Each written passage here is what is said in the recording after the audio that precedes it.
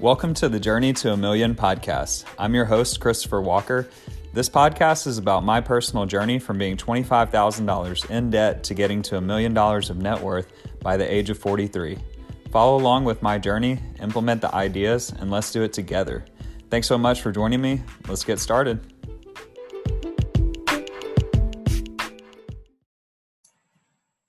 What's up out there, guys? This is Chris, and welcome to the Journey to a Million podcast. It's been about a month and a half since the last podcast. I know, too long, right? And we've had some crazy moves since then. I've been focused on accumulating crypto and just doing whatever I can to get positioned for the run that we believe is about to happen in 2021 here. So if you remember, last episode we did was episode 4 with Carlos Baltodano of Baltodano Securities. And at that time, Bitcoin was at about 16 to 17,000. And it was still looking at almost an all-time high. And over the past month of December, we've seen just parabolic movement from Bitcoin with the growth of institutional investment coming in from just big banks. And if you actually look at it today, Bitcoin is at an all-time high of 28,409 at the time of this recording. So it's just been going off, just consistent moves. Just to recap, over the past month, we had a move from about 19,000 on December 16th all the way up. That's when we broke through the all-time highs to hit about 23. And then it just kind of churned along, drop it down to 21 or 22, back up to 23 for the next few days. And then on Christmas Day, we saw another big movement, and from the 25th to the 27th, pumped all the way up to about 28,000. And then it started turning some more. And we're seeing another small pump here, about 5 or 6% here today on December 30th. So it's been quite a ride. And I can't say that Bitcoin is going to definitely just continue to go up because, you know, just with reading charts and stuff like that, there are some speculations that we could see some kind of correction. And you have to realize pullbacks are healthy. You know, you don't want to have straight up movement. That's great, but it's just not going to happen. But the movement that we've seen has just been this kind of level,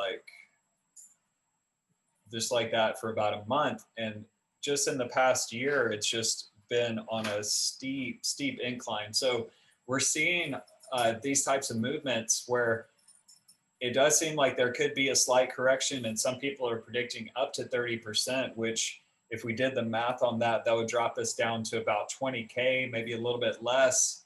But if it does hit that 20K, it's going to pop right back up really soon because, got a little shot of my cleats there. It's going to pop right back up because institutional money like Wall Street was what I mean by that, is investing in Bitcoin at such high levels. They're making it seem like what I have is nothing almost, because hardly anything, because they're putting in hundreds of millions. For instance, Michael Saylor was the first. He invested, Michael Saylor is the one that's been getting most of the publicity with MicroStrategy, because he looked at Bitcoin when it was like $100 or $1,000, and he ended up investing in it finally when it hit $11,111, he said. And they bought about $400 million worth of Bitcoin at that time. That was in September or August, I believe. And since then, Bitcoin has gone from 11K to 28K. And so he's 2.5x his money. Should be worth about $1 billion right now within 3 months on a $400 million investment. So guys, the reason that Bitcoin is going to continue to go up is for several reasons. So Bitcoin supply is pretty much fixed. There's not a ton of new Bitcoin being mined. And the small amount that is getting mined each day is just getting bought up, like, you know, before, as soon as it's bought, like it's getting, sorry, let me pause real quick. Sorry about that. My puppy was crying for a second, little Hamilton. So yeah, so we're actually seeing a lot of institutional money come into Bitcoin, and it's almost a pretty much fixed supply of Bitcoin. So the demand, as you know, like if supply stays the same but demand increases, that makes the price go up. And you know, a limited supply but increased demand, of course, means a high price. And that's kind of what we're seeing right now, is that the demand for Bitcoin is greater than the supply. And it's going to keep actually growing, because right now we're seeing people that are institutions are finally starting to believe in Bitcoin and the power and ability that it has to become a currency that can be used for the whole world.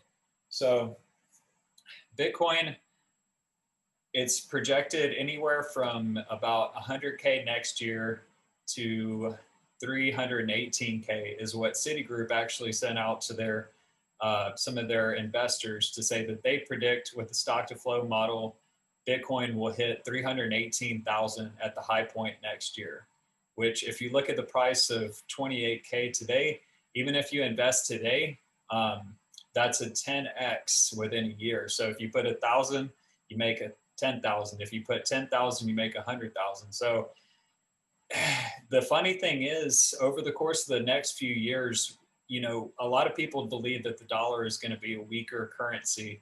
And when we, as a country like the United States, decide we want to print a bunch of money, that devalues the value of the dollar. So for instance, like we talked about with the dollar, if you have increased supply but demand stays the same, that means the price of the dollar goes down. So the value of the dollar will go down over the course of time. So that's what we're starting to see. And if when the newest administration comes in, if they do stimulus and more spending, that's going to mean more money printing for the US. And that's actually going to devalue the dollar over the course of the next year. So that's something to think about as well. So not only will we see institutional money come in and start to have regular people with, you know, fund managers and stuff like that having Bitcoin products and cryptocurrency products for their customers. So regular people will, much more regular people will start investing. If the dollar becomes weaker, that's going to mean a lot of people will be investing in Bitcoin as kind of a digital gold to kind of hedge against the value of the dollar. So these are all things that can drive the price up. And if you look at the course of Bitcoin over the next 5 years or so, conservative estimations put it at about $1 million to $2 million. So, I mean, even though we're at an all-time high right now, this could be something that is life-changing for a lot of people. And so that's why I've been trying to talk about it, because to me, there's only one investment out there that has that kind of potential and will be adopted on a mass scale, and it's going to be cryptocurrency. So I'm thinking, like, with the mission of this podcast, if I'm trying to make life-changing wealth gains, I need to be in cryptocurrency as much as possible. And so just to talk to you guys about the investments that I currently have made this year, I invested in Chainlink, which we talked about a little bit, and it's basically an Oracle product that allows smart contracts to be written on the Ethereum network. And that's about all I know as far as it, but it's projected to be somewhere in the neighborhood of $100 to $1,000 per Chainlink next year. I invested in it at $4.50 or so, and then I invested a little bit more when it got to $12. So my average cost is about $6, I think. So currently Chainlink is $11.12 at the time of this recording. So I'm up about 200 to 300% on my investment from Chainlink. And I've also got a few random things like Cardano. I think that's a long-term thing. I bought some Ethereum earlier this year, and my average price for my Ethereum was about $475. Right now it's $740. So in about a month, I've made 50% of my investment already from Ethereum, and I'm actually looking to add more Ethereum. And then finally, I have Bitcoin as well. And my Bitcoin average cost, I think, is about 25K. So I was late to the game. You know, I bought and sold Bitcoin a little bit here and there back a couple years ago. And, you know, I had no idea about the potential of it until I listened to something called The Case for a 500K Bitcoin on the What Bitcoin Did podcast with the Winklevoss twins, who were one of the first people to have like mass adoption of cryptocurrency. They own a ton of Bitcoin. I don't even know how much, but just a lot of the stuff that I'm talking about, I heard from there. And it kind of opened my eyes as to the potential of Bitcoin, because if I had known that years ago, I wouldn't have been selling my Bitcoin at 6,000. You know, I would have been holding. I'd have 4x that money. You know, it wasn't much, like $1,000 or $2 back then. But once Bitcoin started hitting like 14, 15K, that's when I started realizing the potential of it. And since it just hit that time about a couple months ago, it's already doubled. So 2021 is going to be, we're in the middle of a bull run, guys. And it might see a small correction like in January, because trends seem to point that way. But once we do hit that, if we do hit any kind of correction, it will rebound quickly. And it's going to go over the course of January till September next year to be somewhere anywhere from 100,000 to 300,000, or maybe even more, who knows. But, you know, just that's why I'm making this podcast, is because it's that we're still in the first inning, is what everyone says. We're in the first inning of cryptocurrency, because if you go out right now and you ask 10 people on the street, have you heard of Bitcoin? They might say yes, 1 out of every 10, 2 out of every 10 or more, but no one knows really how to invest in it. And like, no one knows that much about it on a mass level. So when it gets to the point where 10 out of 10 people know about it, that price is going to be so much higher, because right now we're just still at the point where most people don't even understand it or know about it, much less have invested in it. So we still have a long way to go, but it will become something where people around the world will be using Bitcoin to just hold investments. And it's not really to be sent back and forth, which of course you can do that. But Bitcoin is going to be a store of value.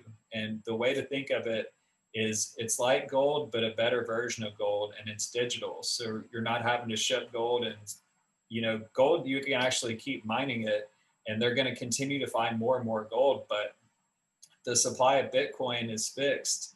And it's already, the total amount of Bitcoin has already been like set. So it's not going to get higher. It's only going to have increased demand, because they're actually mining small amounts of it each day, but that small amount is actually being bought up already. So it's exciting.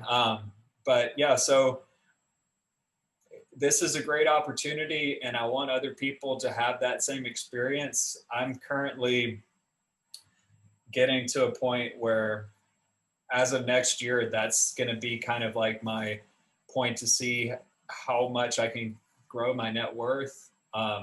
You know, like we said, my goal is to get to $1 million by the age of 43. Excuse me. And I think 2021 could be a big catalyst, you know, as far as it could be a catalyst year. So that's all I've got. And we've got 2 more days till 2021 is here. I know a lot of people are looking forward to that, and it's exciting times, but just know that just because the year changes, we're still looking at ourselves in the mirror every day, and we have to be the one to make the decisions that are going to put us in the best place to advance and succeed in our lives. Just because the year changes doesn't mean everything else is going to fall into place. You have to make those decisions, and you have to do the right things in order to be successful. So I know people are looking forward for a fresh start in 2021, but we need to do the right things to achieve our goals in 2021. The year is not going to do it for us. So that's it. That's all I've got for today. And I'm glad that we're finally making another podcast. I just wanted to wait until I had some of these investments actually purchased before I made my next podcast. And it's crazy to think of how much Bitcoin has gone up and crypto has gone up in that time frame. But just remember, this is just the beginning. Most people don't even understand or know about what this is yet. And we got a long way to go and a lot of gains to be had. So I appreciate you tuning in, and I'll talk to you soon. Have a great, safe, and happy new year.